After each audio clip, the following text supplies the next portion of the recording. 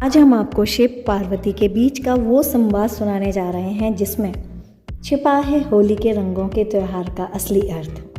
भोलेनाथ बैठे होते हैं और अपने ध्यान में मगन हैं और आनंद ले रहे हैं और ध्यान में बैठकर महादेव के मुख पर जो असीम संतोष और दिव्य मुस्कान फैली हुई है उसे देखकर पार्वती जी ने पूछा, स्वामी ये कौन सा आनंद है जो त्रिलोक में सिर्फ आपके ही हिस्से में आया है?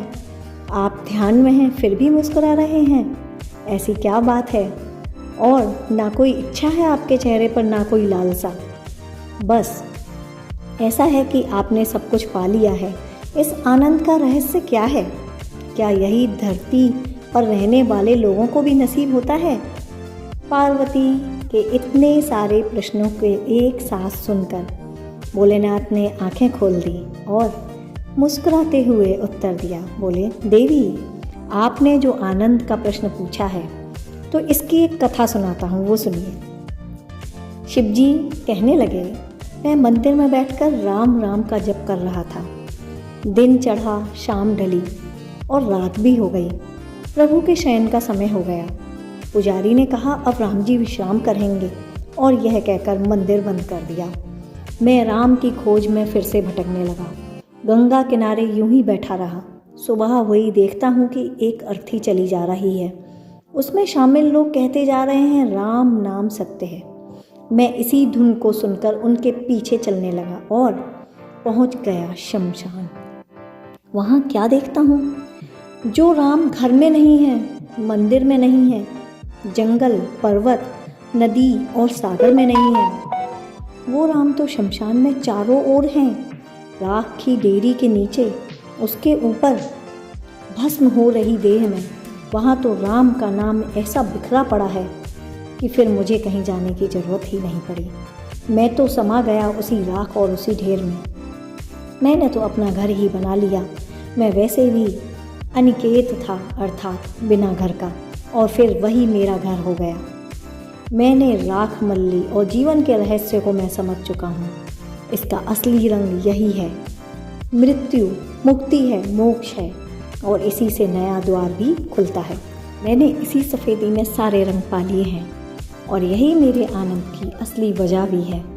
रही बात धरती के लोगों के आनंद की, तो उनके लिए तो यह आनंद रोज की बात है। वह मगन है। धरती का जो मनुष्य है, रोज कुआं खोद रहा है, रोज पानी पी रहा है, जिसके हिस्से में संघर्ष है, संघर्ष कर रहा है। और जो चमत्कार दैवीय शक्तियों से कोसों दूर है, जो रोज़ जन्म का उत्सव और मृत्यु का शोक मनाता है और फिर अपनी धुन में रम जाता है, उसके लिए तो सब आनंद ही आनंद है। शिवजी बोले, असली बात तो है कि देवता ही उनके सुख से वंचित हैं, क्योंकि मनुष्य का सुख तो उसके घर में है, माता पिता के आशीर्वाद में है, पत्नी के प्रेम में है और बच्चों के संतोष और सम्मान में है, दोस्तों यारों के साथ में है, अपने ऑफिस में कर रहे काम में है। और कभी कभी तो मैं सोचता हूँ कि मैं शिव हूँ या ये धरती के प्राणी शिव हैं, जो सारा विश्व पीकर भी आनंद में है, परमानंद में है। मेरी मुस्कान का रहस्य यही है और मैं इनके साथ मिलकर खुद एकाकार हो जाता हूँ। रंग राख भस्म में लिपट कर इन्हीं के जैसा हो जाता हूँ। तभी तो मैं इस होली के हुड़दंग के बीच अपनी अनोखी होली खेलता हूँ, शमशान वाली होली। देवी पार्वती कहने लगी, इसे और विस्तार से समझाइए प्रभु। तब शिवजी बोले, हे प्रिया, देखो वैसे तो सभी उत्सवों के आध्यात्म का पक्ष बहुत ही सूक्ष्मता के साथ है, किंतु होली की व्याख्या कर पाना बहुत कठिन है। जैसे अमृत की खोज में सागर मंथन करते जाइए, हर बार एक नया रत्न हाथ लगता है, इसी प्रकार होली के रंग दो दिव्य तो परब्रह्म और एक मानव के रूप में। होली का यह रूप राधा कृष्ण का है, एक दूसरे में रंगा हुआ। जहाँ राधा खुद रंग है, शाम उनके रंग में चेहरा।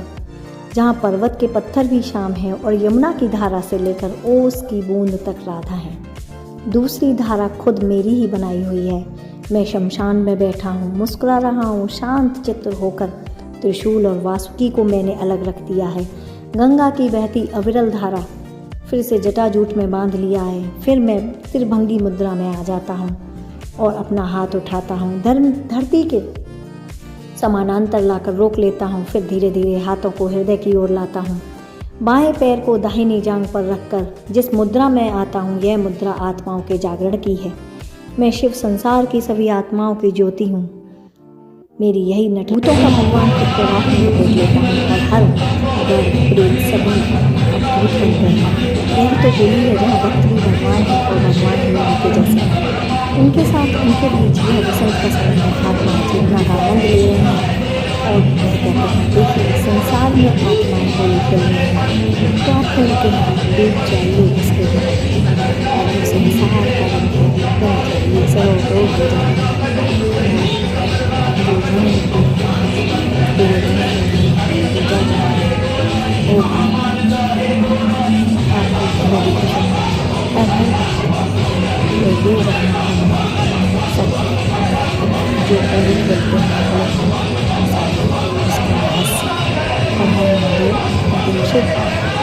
समझ गया था।